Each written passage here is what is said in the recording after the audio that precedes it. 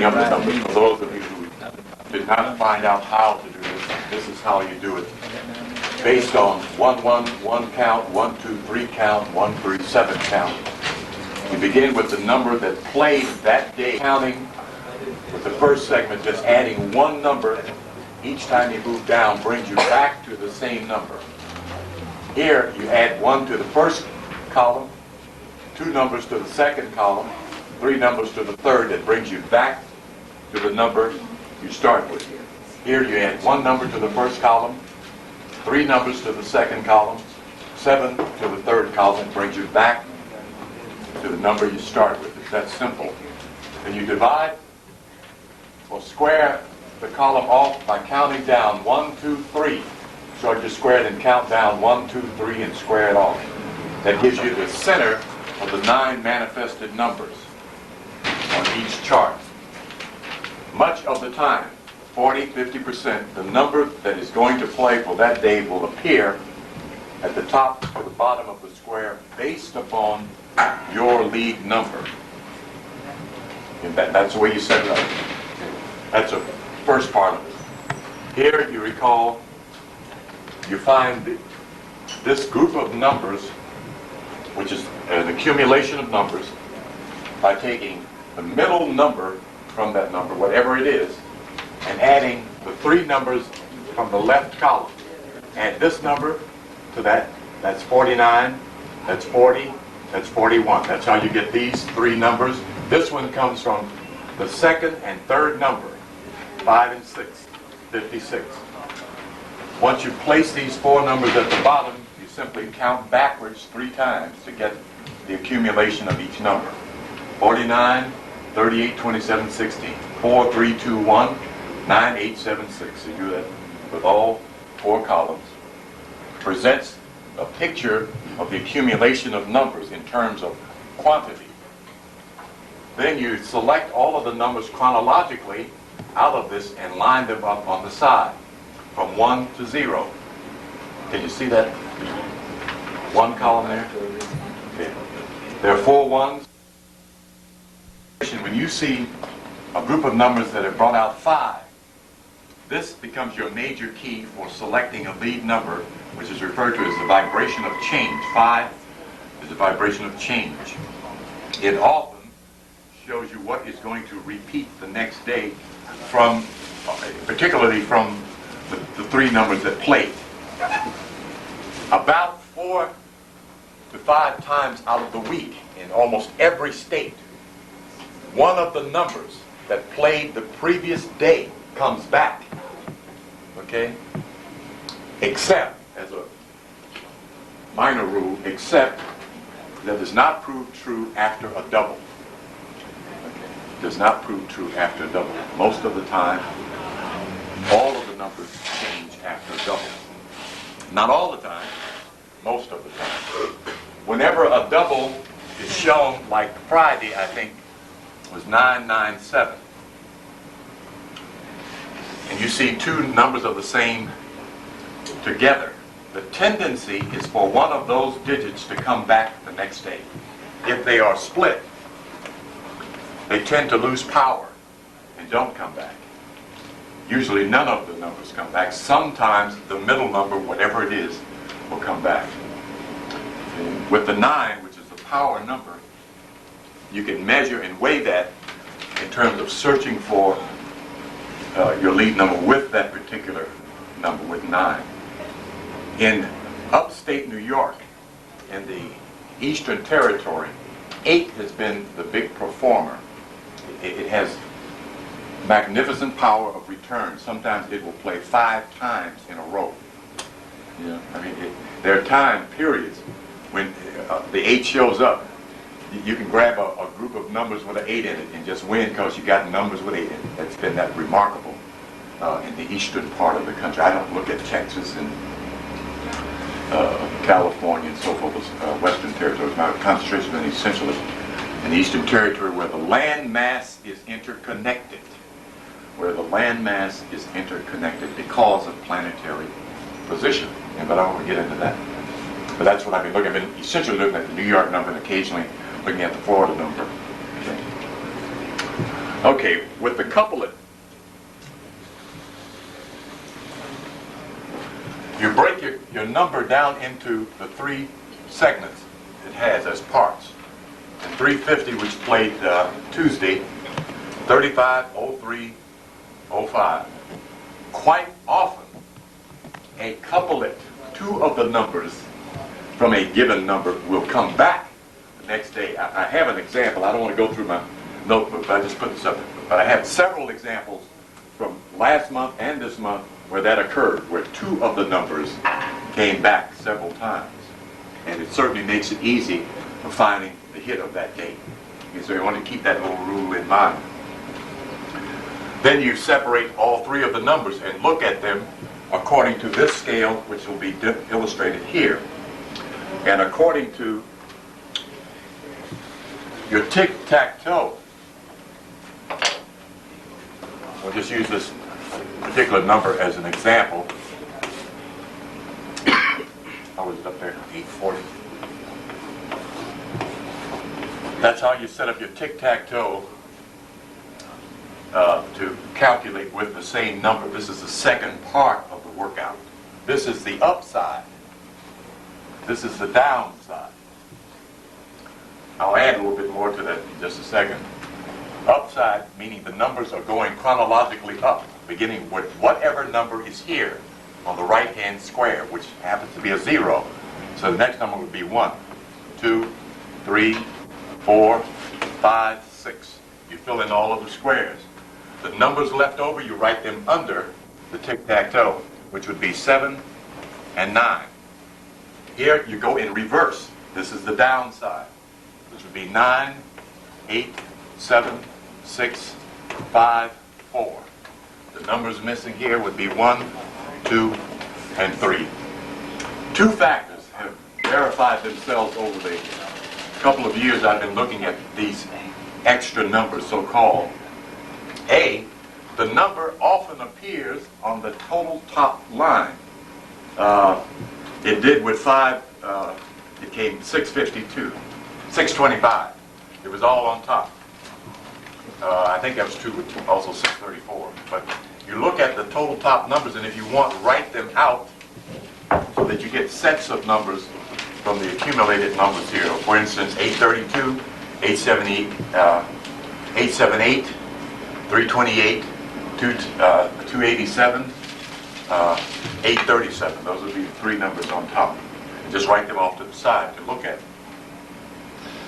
Then you look to see what numbers here are on the top line.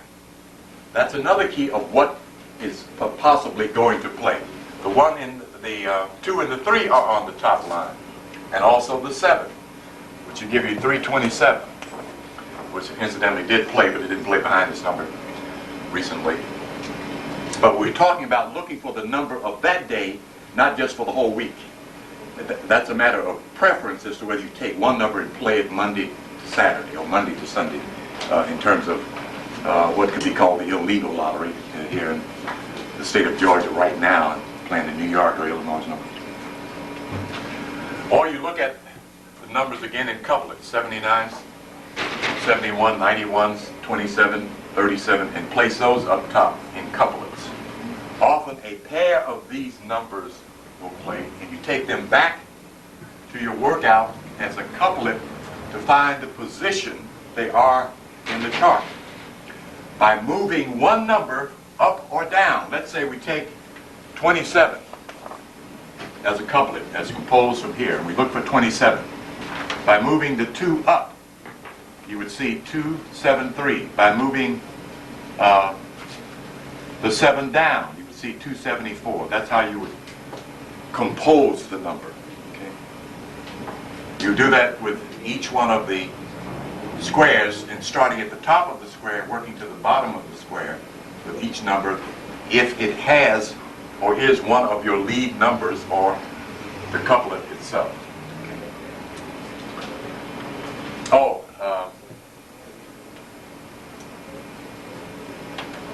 the downside, upside is in reference to the stock market.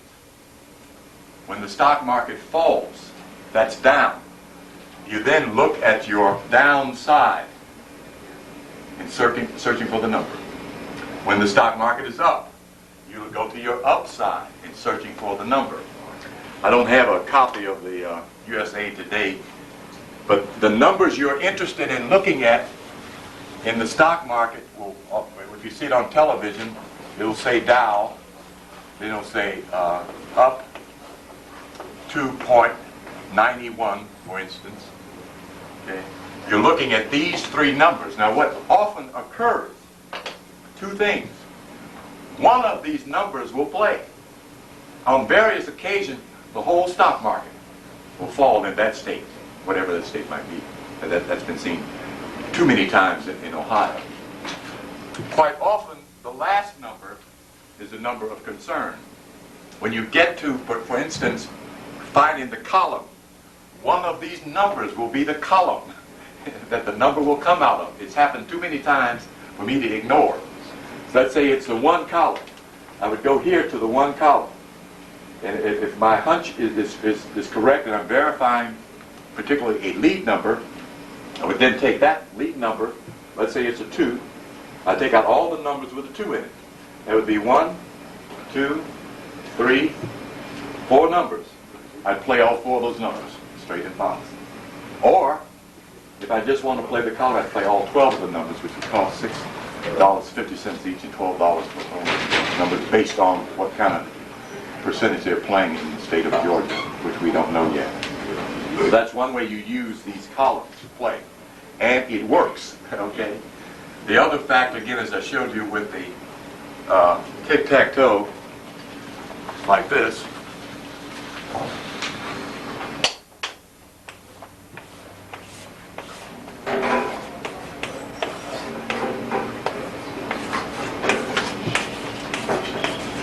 you would look for the column in this particular section here.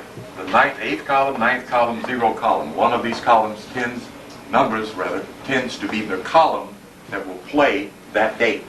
That often happens too often, again, to ignore. Okay, I've got some other information. I'll go on now to our spiritual work here. The only comment I have about the previous lecture is just simply one. The law of unity was stated by Jesus in the Bible. A house divided against itself cannot stand. That's a law of the universe. If Malcolm was the devil don't kill the devil. If the white boy is the devil, then Malcolm has to be God. If Malcolm is the devil, then the white boy has to be God. That's all I have to say about it. Okay. That's just the law, how it works. Yeah, we got few enough heroes. We don't need to knock them off the little pedestals that we have them on. We're still too ambivalent about ourselves and each other to mar the image of those that have given their lives for us. And if he was the devil, then we ought to be glad the devil came down and helped us. We sure enough need some help. Well, let me leave that alone because I'll get off into another thing. Okay, we're going to talk about the 6th chakra and a part that's in between the 6th and the 7th chakra. For those who are here for the first time, let me mention where we are in our viewing and discussion. We're talking about spiritual faculties, not the self. The whole lecture series has not been about you, the soul, but about your vehicles, plural, your spiritual bodies and their faculties, and how the power that comes from the soul works through those faculties. We've talked about the 12 glands that are physical organisms in your body that have a correspondent organism in your astral body, your invisible body that Paul mentions. If there's a physical body, there must be a spiritual body. He offers that as the law of duality, which is correct. We're talking about the causal body, the body inside the astral body that has the faculties of chakra, which means turning wheel, that emanates power. The wheel within a wheel of Ezekiel is in reference to those chakras. We'll get to that when we get to the 12 signs of the Zodiac. Okay, the faculty we're going to deal with is referred to as Ajna in the Sanskrit language. I don't know what it is in the Kemetic language. I don't want to get into too many languages until we understand what we're talking about. Then we can have the luxury of making this antiquity of comparison in terms of language. It tends to distract us. We're not talking about the word. We're talking about the faculty. We're not really talking about the faculty. We're really talking about power. That's our major concern.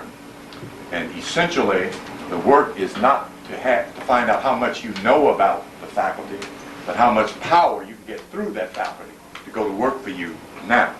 That's the goal. Okay, it doesn't matter if you don't understand the whole business of chakras and glands. Can you raise your consciousness so this power can work through you to perfect your life and grant you the success that you're supposed to have because you are who you are? That you were born to succeed. Failure is a misunderstanding of your own nature. It has nothing to do with God's punishment, with as to whether the white boy likes you or don't like you. It has nothing to do with that. If you are powerless, a mouse can take you off. But if you're powerful, another God can't do a thing to you. That's your natural status. That's what we need to know. We don't need to get into the problem of comparative dualities.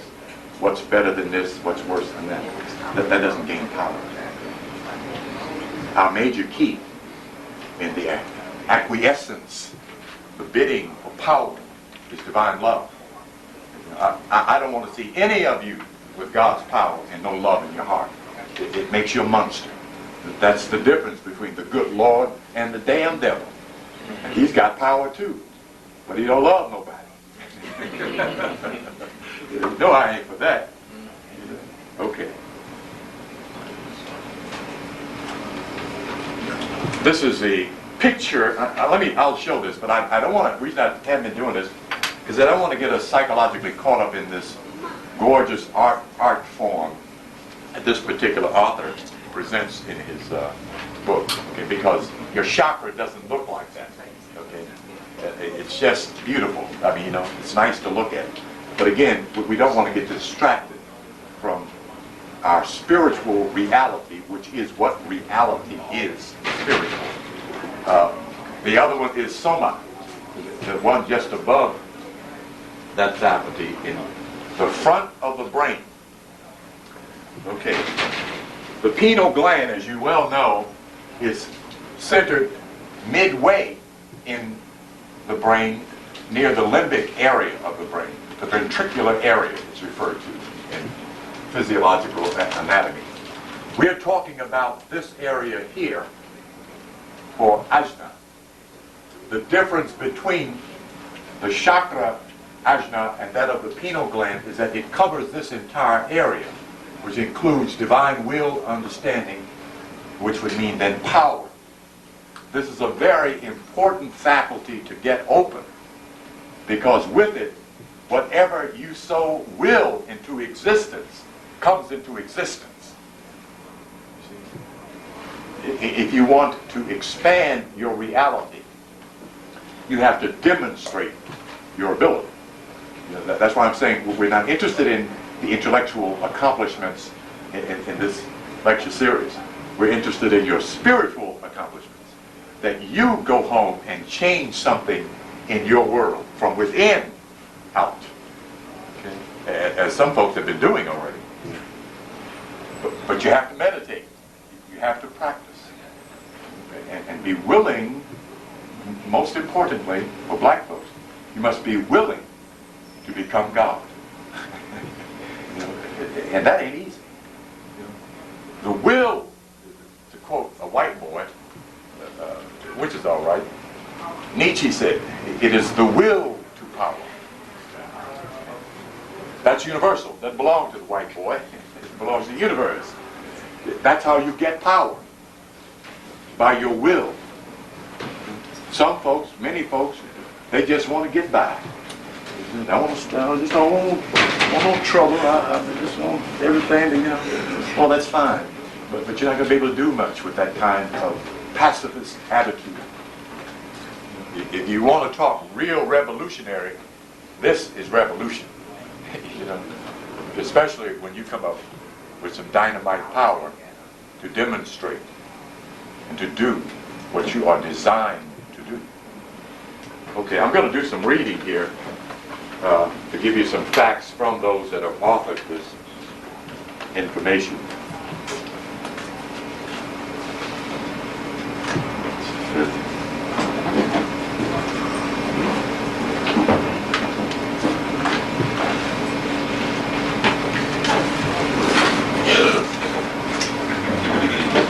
Ajna chakra, also known as the brow chakra, the third eye, the eye of wisdom, the inner eye chakra, or the command chakra. That's not quite true. The pineal gland is the one that has been depicted as Ein Sof, the eye of wisdom in the Hebrew context. Ein Sufis in the ancient Kemetic language, the wisdom eye, the wise eye, is the concept that is brought forward to this third eye conceptualization of human ability. Note I say human ability. In other words, as a human being, you're supposed to have access to your pineal gland. As a god, you're to have access to an all-seeing eye. An eye that does not shut down. As the pineal gland is usable now and then, and sometimes you don't see anything, and sometimes you do. With the gland or faculty or facility of the chakra, you will have an ability to see whatever you want to see, whenever you want to see it. That's how powerful this particular faculty it is. So it is actually above and inclusive of the so-called third eye, because it uses the nerve center in the activation of that chakra. Okay?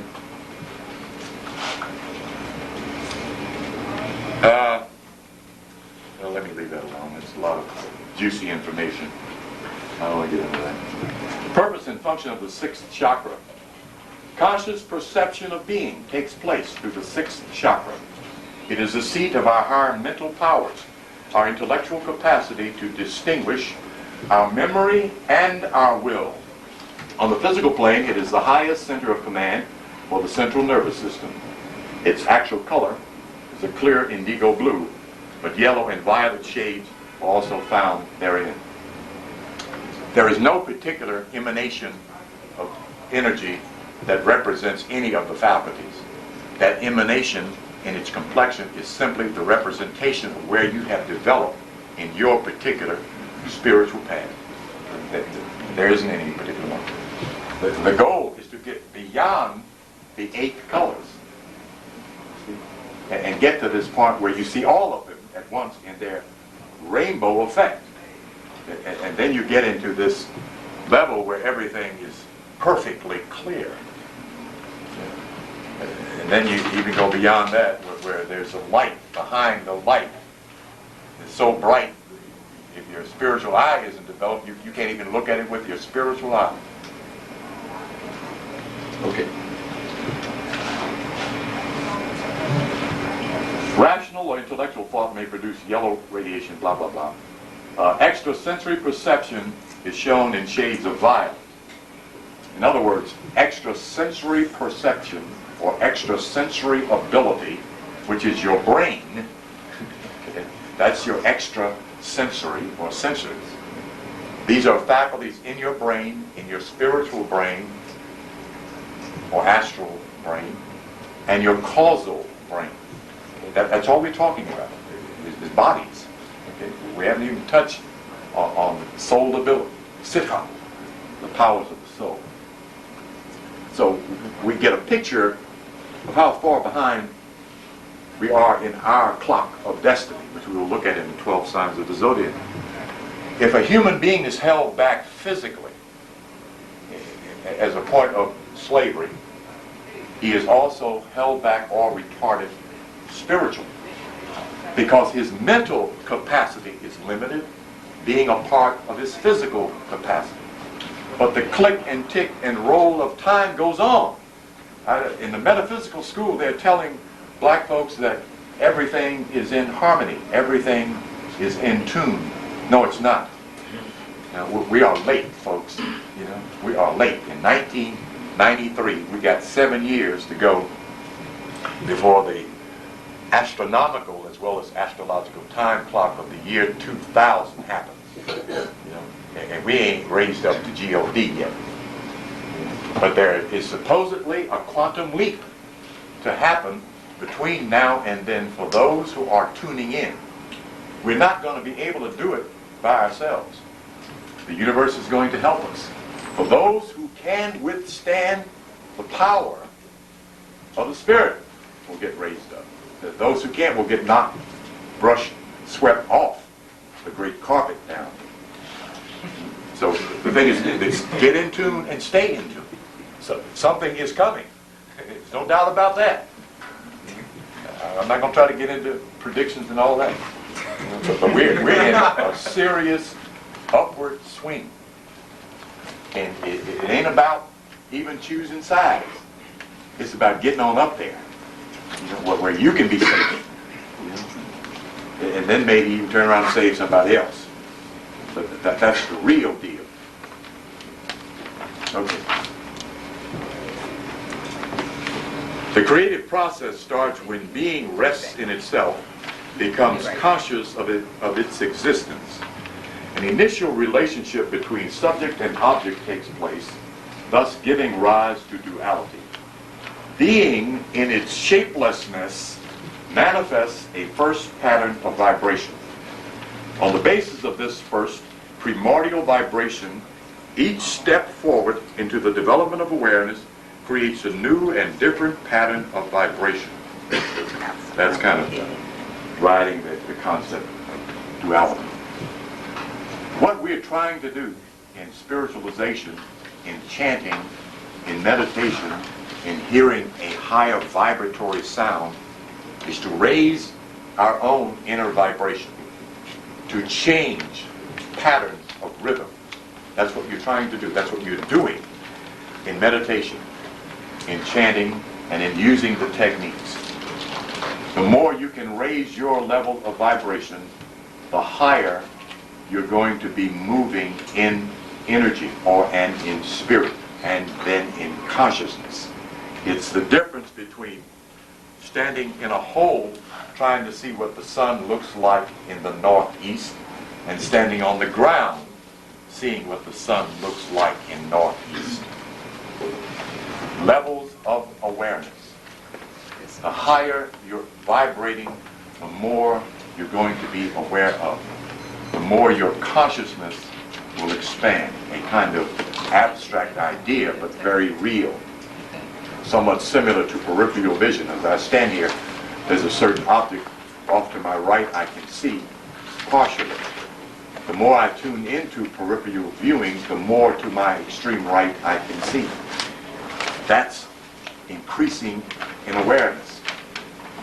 Except in consciousness, we're talking about up here, where we can see more of what's out there as well as what is behind it. That's spiritual seeing. So that you can foreknow in advance of what's coming down the street before it comes down the street. That's foreknowledge. You are supposed to have such ability.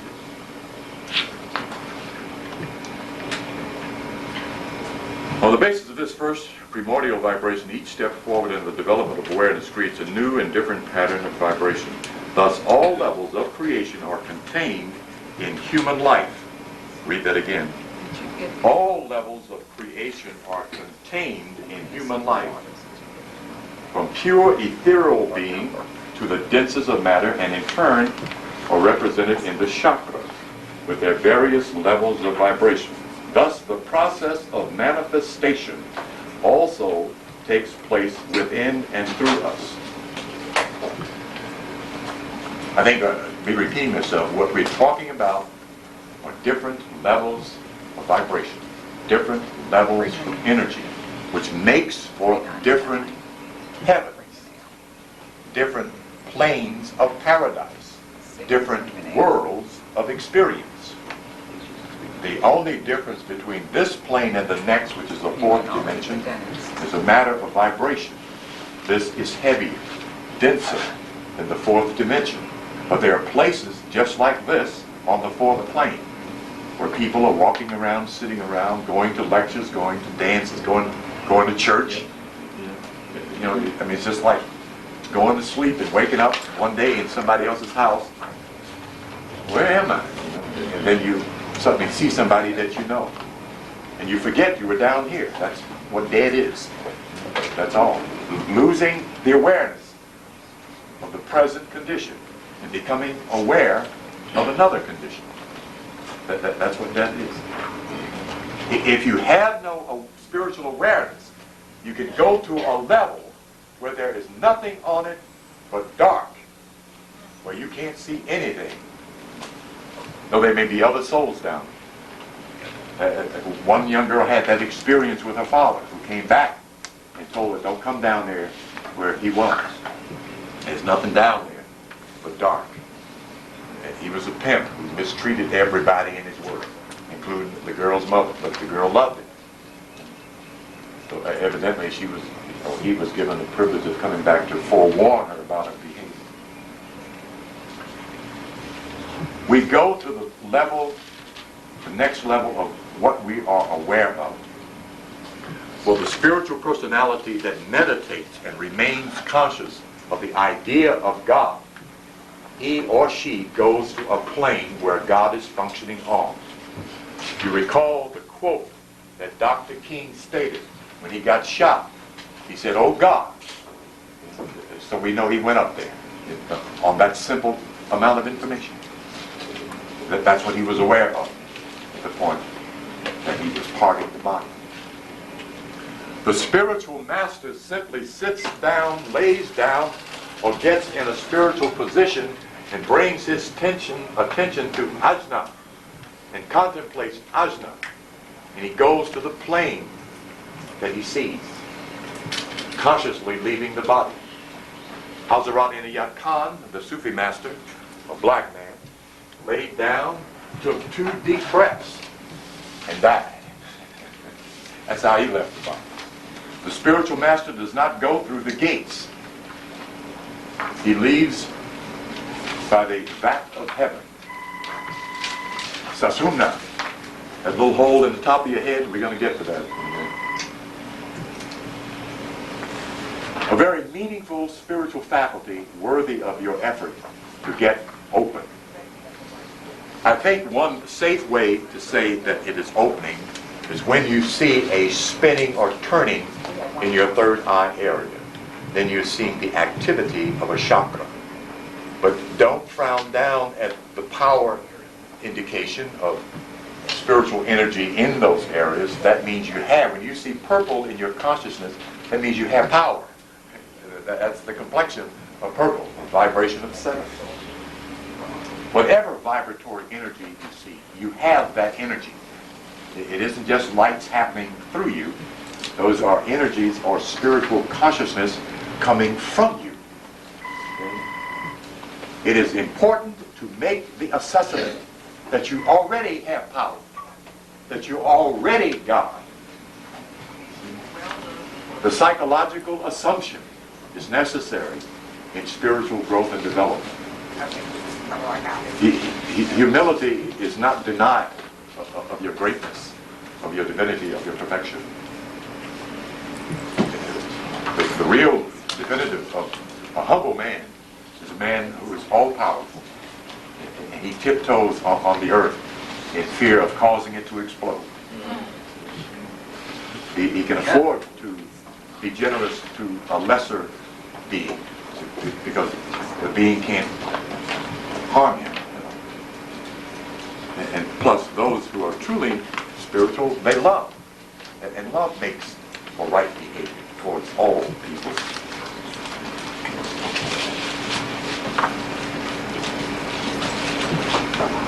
There's another picture of Soma that I found quite interesting. I'd like for you to see.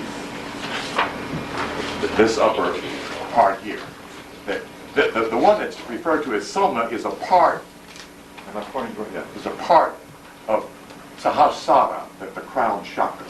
So what I'm saying is that you may see several or multiple levels of energy at once, because this chakra is interconnected with the crown chakras. They are not one and apart. We're still talking about the same body within ourselves. We're just simply talking about becoming aware of certain regions or areas where the power works through us. Now what we're doing is finding these chakras in the book of Revelation, which essentially is about your spiritual nature, your spiritual power, and your godhood under the auspices of your Christhood. It is primarily that. It is secondarily about the world outside of yourself, as we understand the law of correspondence.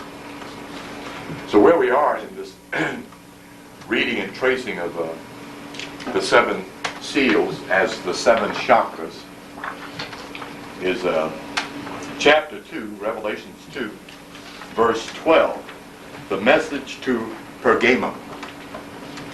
Pergamum in the metaphysical definition means intelligence. I didn't bring my metaphysical dictionary, and it looks like the sister sold all of hers.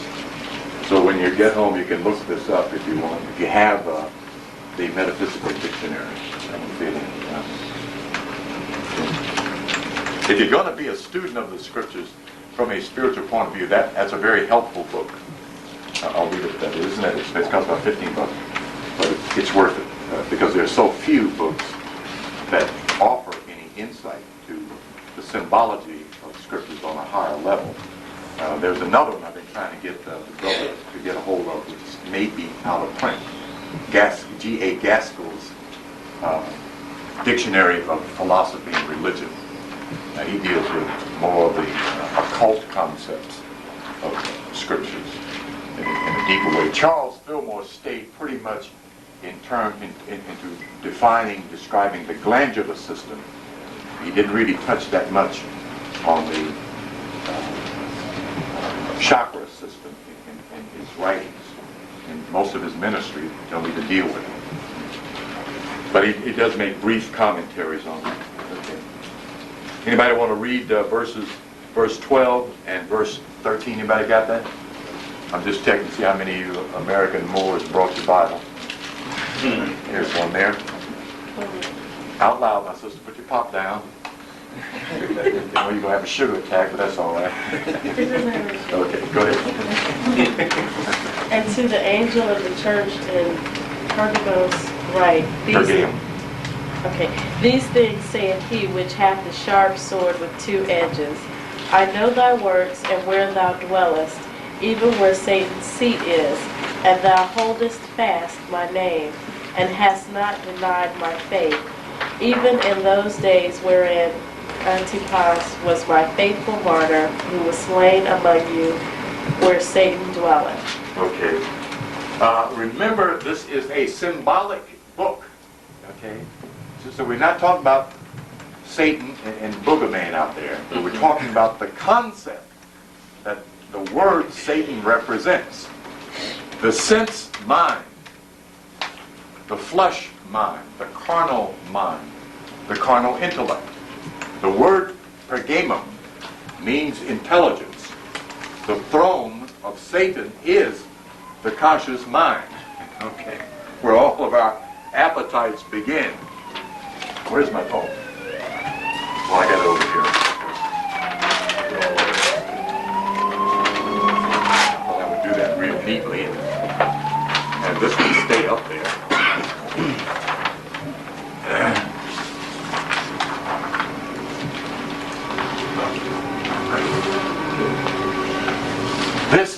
seat of Satan. Your conscious mind, your conscious will, your will to eat everything at McDonald's, your will to drink everything in the drugstore. We drink 50, just a side issue here. The American Negro drinks 55% of all the scotch in America. Yeah, that sounds a bit satanic to me. But in metaphysical terminology, we're talking about the carnal mind, the mind faculties that are attached to the body, to the glandular nature that has us serving this body instead of this body serving us. Okay? That in itself is demonic. That in itself will take you on out of here with no fringe benefits for above. Okay? So we're talking about this area here, that the Christ mind is going to come back and claim. Okay, your Christ. Not somebody out there in the heavens, the one in you is going to come back and claim the people, the brethren, the faculty, the throne, the place. All symbological concepts of your own spiritual nature. That your godhood is coming within you to claim its rightful place, the earth, the physical body. That's what spirituality is all about. That's the language of theology that is talking about an outside Christ. And there is one out there. In fact, there's several of them. But the one that will do you the most good is the one you raise up. You know, the one you resurrect. That's your Christ. Okay. The one who has the sharp two-edged sword. The spiritual power of the word is what is represented by the concept of two-edged sword. As we looked at this word before,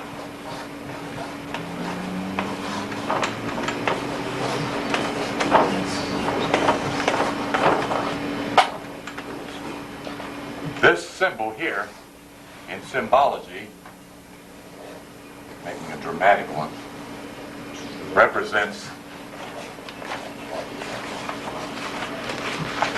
in Islam there is a quoting of the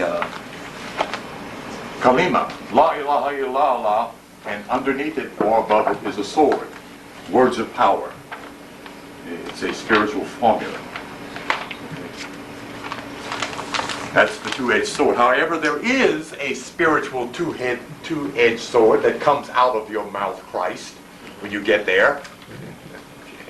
It's spiritually real, but it allows you the power of your own spoken word. Okay.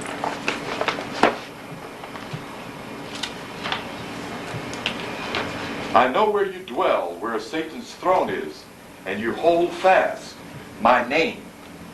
What does name mean? Where's that sister that asked me before about her new name? She's not here. It's nature. All right. Every time you see the concept in the scriptures of name, it means nature. If you understand the meaning of the concept Christ, you know he's talking about divine nature. He's talking about Godhood. He's talking about the perfect mind that you are to put on, that has power, that knows no mistakes, no sickness, no death, no fear, no poverty, no disease. That's the nature of the Christ mind.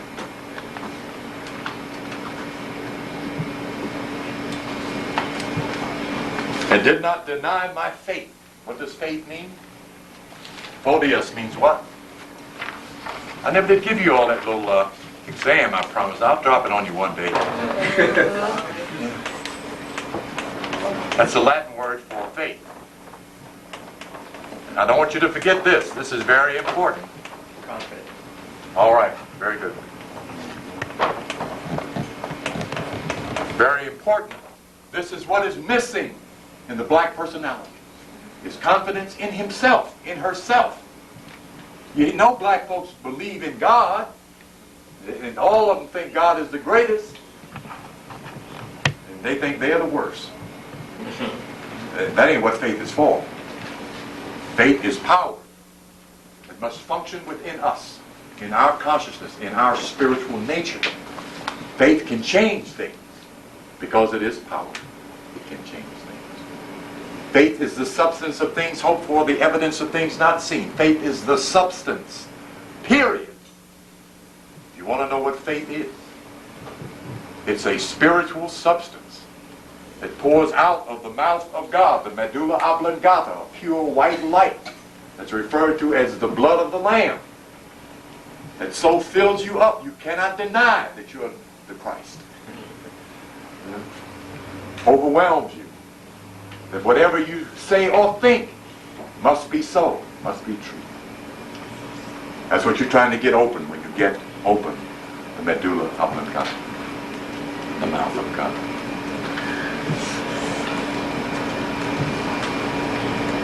My witness, my faithful one, who was killed among you where Satan dwells. Who is the witness? Who is the faithful one? Your spiritual consciousness is the witness of your godhood.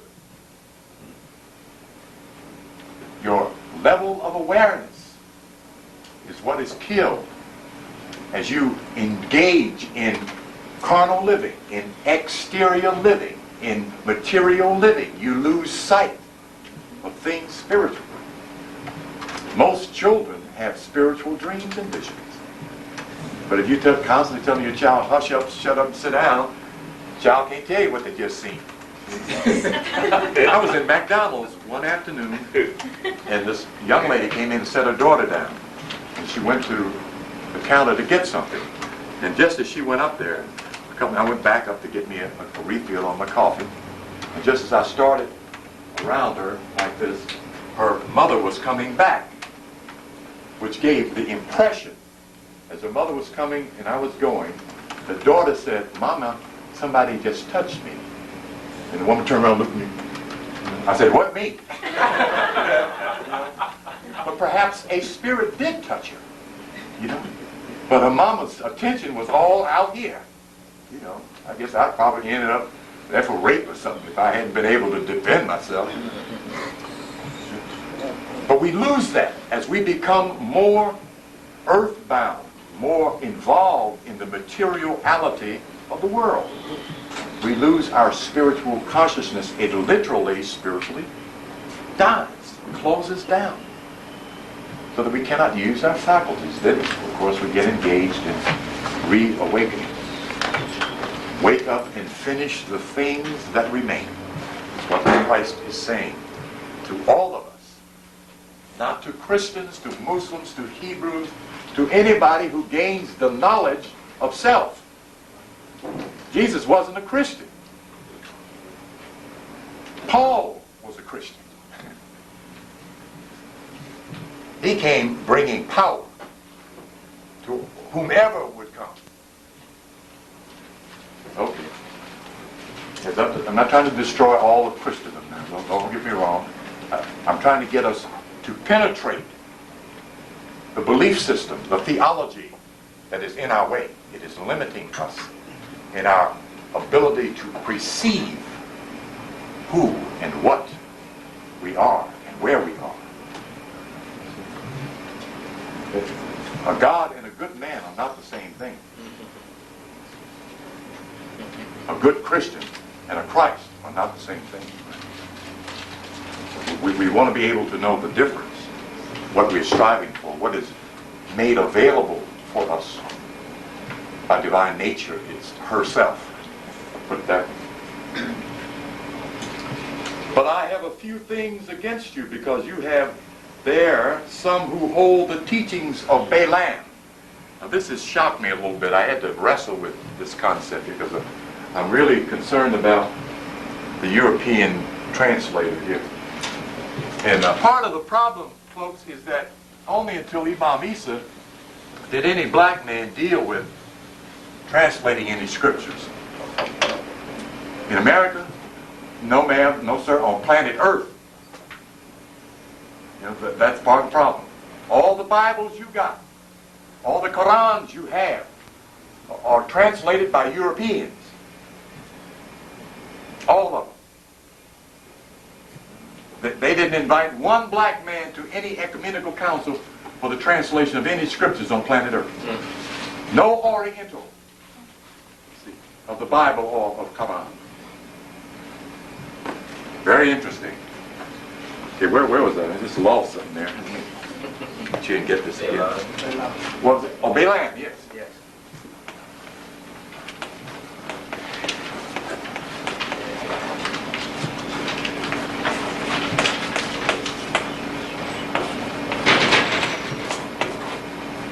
Those are two Moorish names. Those are both Bays. And of course we know Bay means king. We know Lam means third eye. Balaam was a prophet of Moab. Noble Ali told the American Negroes in their reawakening that we were Moabites. And I had to deal with why he said that. I think one of the problems is because in Christianity, Egypt was cursed. And in the Bible, Egypt is the devil. And the Jew and the Hebrew are the children of God. That's all a Eurocentric point of view of the scriptures. Except when you get to the higher levels of study. Even Fillmore weaves a little honor in there for the concepts of Egypt. And especially a very important concept, Amen, which is an African word, which means hidden God. But Balaam was a prophet.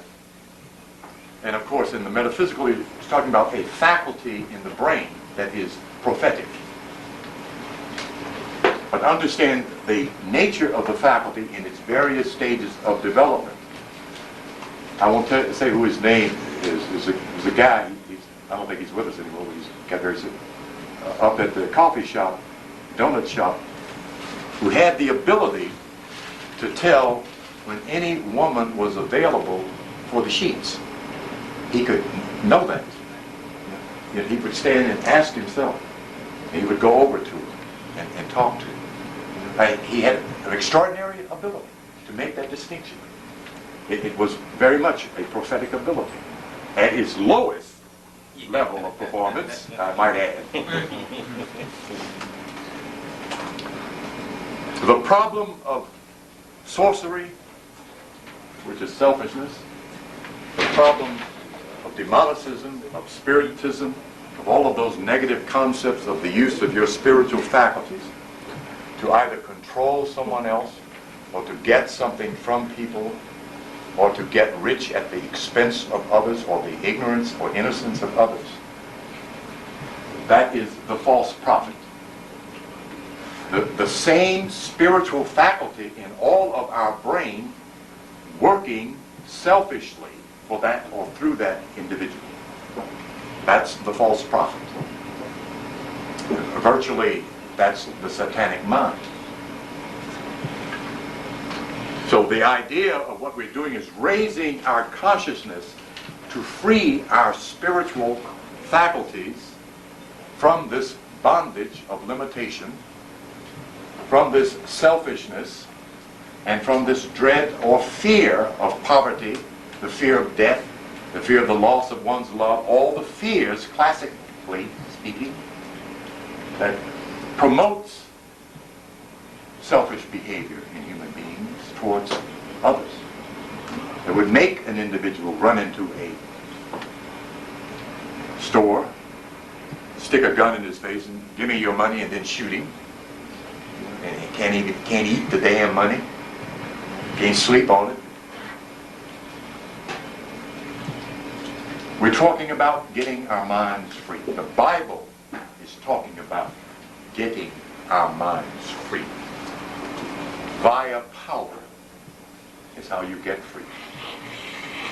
By a knowledge of self is how you get free. Let me look around, make sure she's not here. I did a chart for a young woman a while back, and while I'm discussing these wonderful qualities that her name was showing, she kept trying to assert by confession that somehow she was evil, that she was negative. I don't know how she got bent out of shape like that, but I had to reassure her that there was nothing negative in her name or birthday. But because of lack of knowledge, people assume the lesser posture instead of the greater, out of ignorance. That's where limitation comes from. That's where low performance comes from. That's where poverty comes from. If you make the assumption that you're doing it wrong, so be it, according to your own will. Okay.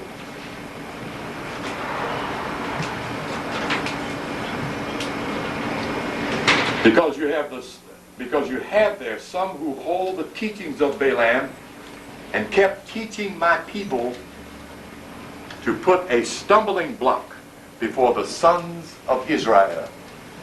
A stumbling block, a psychological point of view of just what we talked about, that of cannot,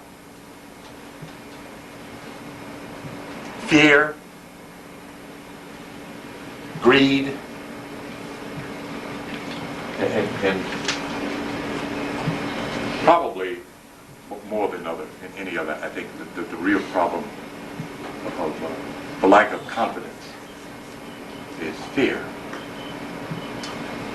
The major key about understanding fear is that it is an illusionary force, and it creates and perpetuates illusions. As long as you're mentally entertaining an illusion, for you, the duration of that time, that illusion is real. Quote again the example of my little one experience, but I probably had others. Came back from watching the Frankenstein movies. Got back about 10:30. It was dark. Went in the building I stayed in.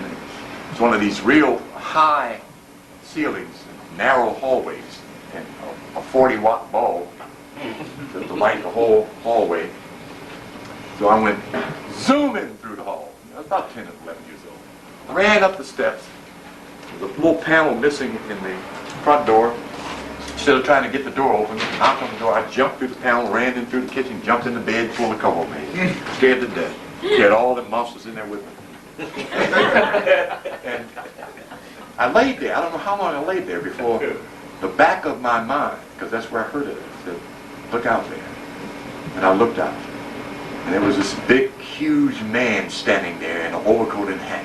So I pulled the cover over. I went to trembling and praying and spitting all over myself and everything else.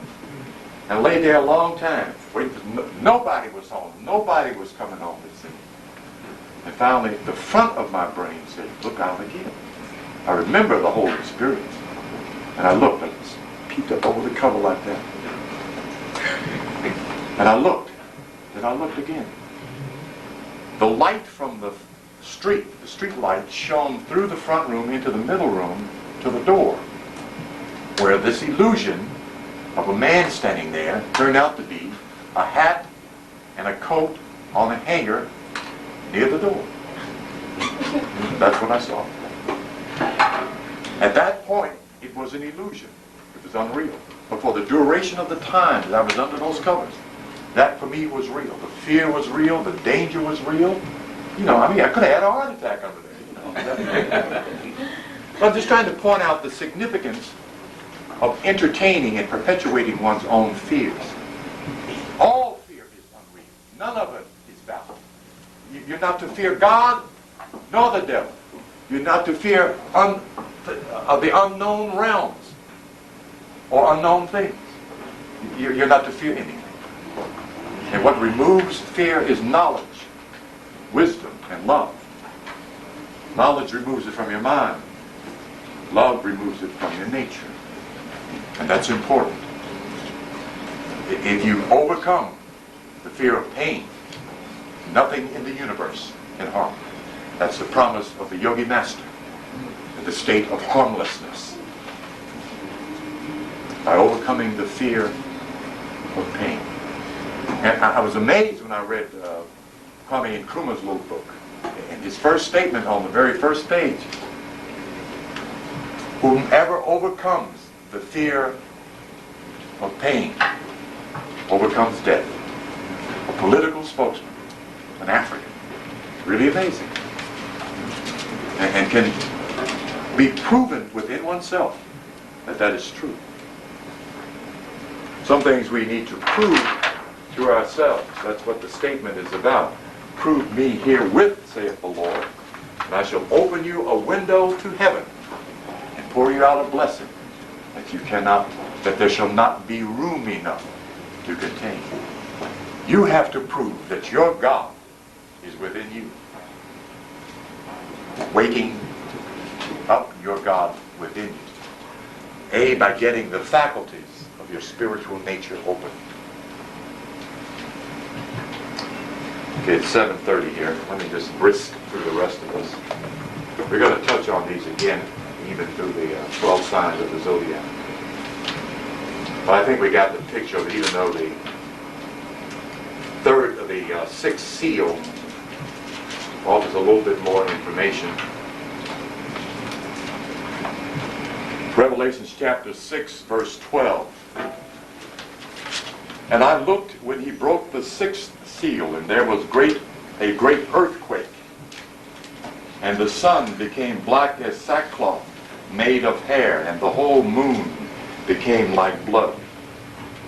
The great earthquake is the quickening in your spiritual body, the shaking of the spirit.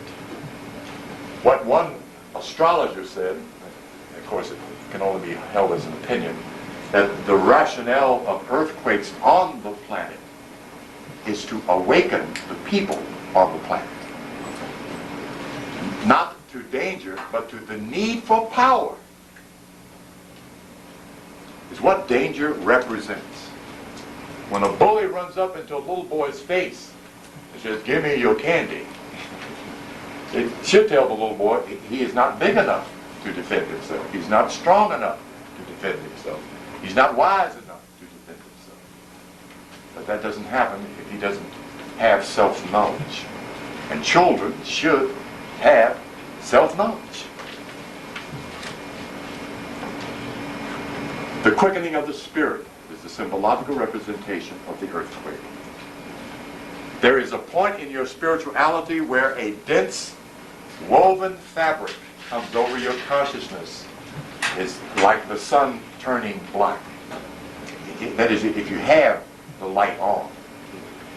As most of us close our eyes, it's already black. But that's a fabric in your consciousness that will be lifted as you are raised in consciousness. A fabric that will be rented or torn. A thin, etheric veil. Look at the word veil.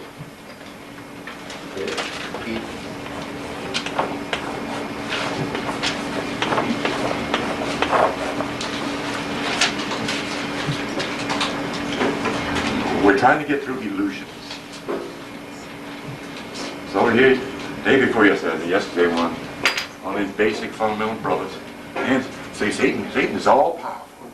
Satan got all kind of, he's just giving it to him. If you give somebody all that power over you, they will have all that power over you. And that's what most of us are pretty much trained to do, is to lend power to evil. Does that mean that evil is not happening all around? Yes, it is. But you make sure it keeps on happening around you and not to you. That's where you want it to happen, around you. Don't let it happen to you. Ain't no evil happening to God. Power over is what we're striving for. Power over. The veil, the illusion, the fears. Now, don't get me wrong, that don't mean the devil ain't out there, because he ain't out there. And he ain't just out there in the spirit, he out there in a body. Walking around, smoking cigars, drinking the best liquor, wearing the best clothes, living in the best houses, running the country. He out there. jive about that. But don't give him no power over you. His plan and God's plan ain't the same plan. If you're busy magnetized to his plan, God can't give you a vision of yours. If you believe more in the devil than you do the good Lord can't speak to you. But the devil's got your attention. Keep your mind stayed on thee, on good, absolute good. Builds your spiritual umbrella that comes out the center of your head, covers you, because you are protected against all forces that mean you harm.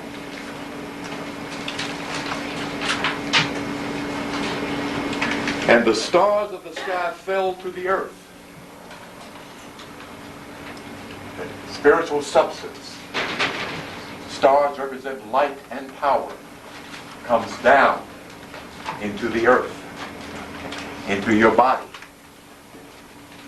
There's one star that falls right between your eyebrows. A 5-pointed star that spins. And as you are magnetized to that 5-pointed star, you'll rise up in your isle at Patmos and go through the star. Sometimes it's white, sometimes it's gold, sometimes it's silver. Depends on your spiritual level of attainment. But you're to go through the 5-pointed star to another level of consciousness and of power. Okay, let's put that down. Any brief, no, never mind, okay, let's get right on our meditation. Music maestro.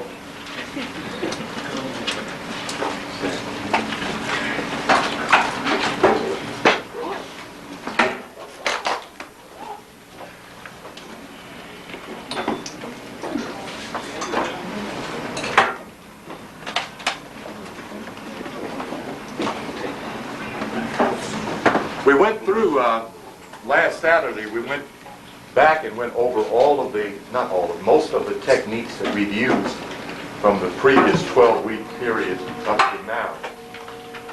And the purpose of the technique is to stimulate the faculties, to help get the faculties or faculty open. That's its purpose. You can't make yourself reach a higher level of consciousness. You let yourself reach a higher level. A very important word. Let go and let God. Okay? That's all meditation really is doing. As magnificent as techniques are, at a certain point you just have to consciously let go and let something happen. So you have to reduce your level of tension. Most importantly, your level of fear. Very important. I'll keep mentioning that wherever I am, because I know black folks are scared to death of the unknown, the devil, and half of them scared of God before they go to church. But we need to erase that. That's an illusion. That's a misquote in the scriptures. The beginning of wisdom is not the fear of the Lord. The beginning of wisdom is the love of the Lord. They should correct that. But it keeps the rabbi and the church in control of the people. Fear the Lord. Control them. It's got them scared. We're talking about love. Not as an emotion, but as power. Love is powerful. It will change your life. It is your guide through the universe unharmed. Love, there ain't nothing weak about love. Okay, let me quit preaching here and get to this level. We're going to watch the gland area, bringing your attention right to the front of the brain. Don't try to picture anything. Bringing your attention there is what we're interested in. But first we want to breathe and understand that breathing helps to relax. Remembering that the left nostril is cool air, the moon, Luna. The right nostril is hot air, the sun. By closing off one of the nostrils and pulling up through the other, we bring the cool current to calm the brain down. And then we bring the hot current to stimulate the brain. Luna Suna, Luna Suna, Luna Suna brings the brain to this mental peak where energy is balanced. This is balance. It is not opposition. When those two move together, then you have balance of energy. The electromagnetic energy is black, where all light comes from. The light represents the spark or the projecting energy of the universe. And that's what the Tao is seen in its kind of S pattern, the yin and the yang, the male and the female. Let's breathe first. Take 6 left nostrils, 6 right nostrils. Keep your mouth closed and pull up.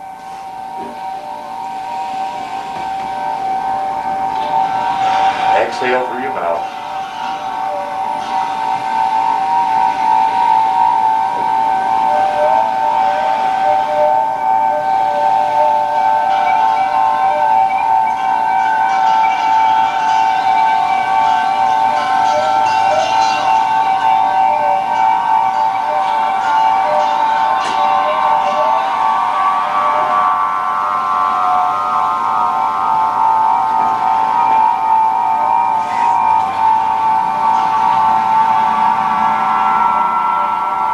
Close the left nostril out. Breathe through the right nostril 6 times.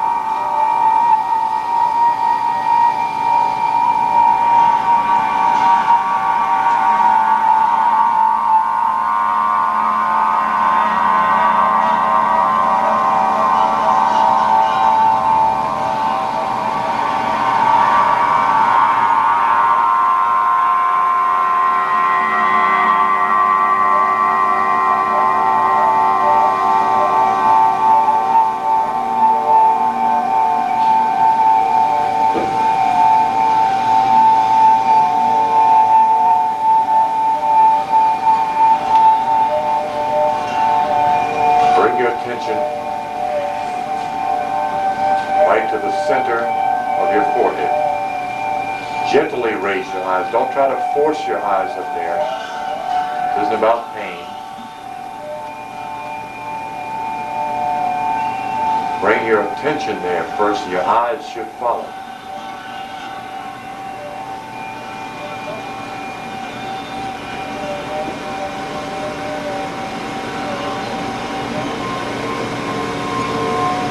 The Ajna center is the sound center of Om, a very subtle level.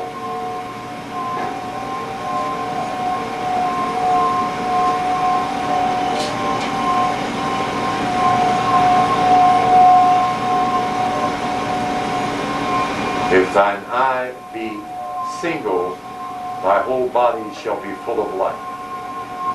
In another passage it reads, if thine eye be sound, thy whole body shall be full of light. In other words, you can hear in the Ajna center, just above and between your eyebrows, inside.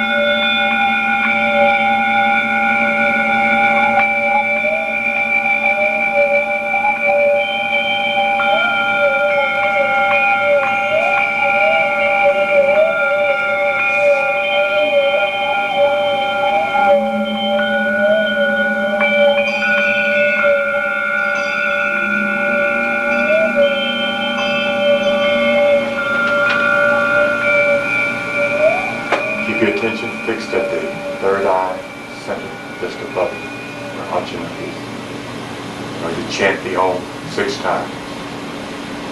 Breathe in 3 to 10 minutes.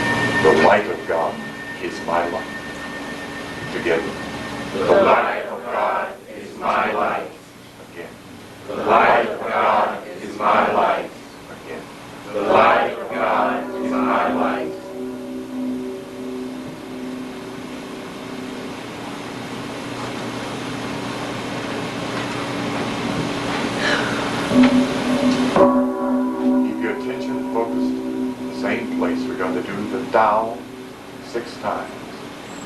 Breathe in. Tao.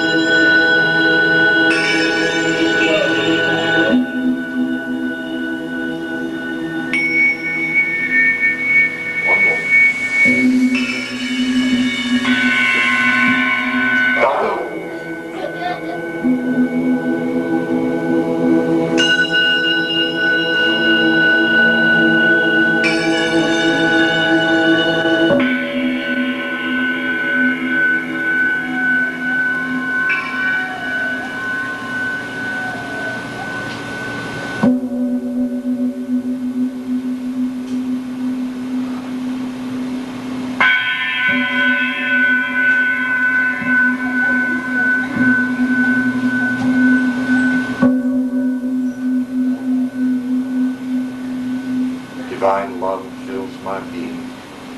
Again. Divine love fills my being. Again. Divine love fills my being. Again. Divine love fills my being. Again. Divine love fills my being. Divine love fills my being.